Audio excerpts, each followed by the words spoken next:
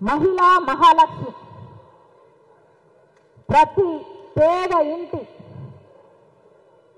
మహిళకు ప్రతి నెల 8,000 దాదాపు 8,500 రూపాయలు అంటే సంవత్సరానికి 1,00,000 రూపాయలు ఇచ్చే పథకం.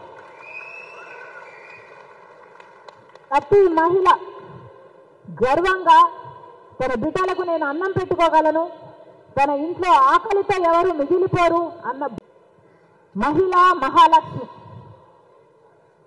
ప్రతి పేద ఇంటి మహిళకు ప్రతి నెల 8,000 దాదాపు 8,500 రూపాయలు అంటే సంవత్సరానికి 1,00,000 రూపాయలు ఇచ్చే పథకం.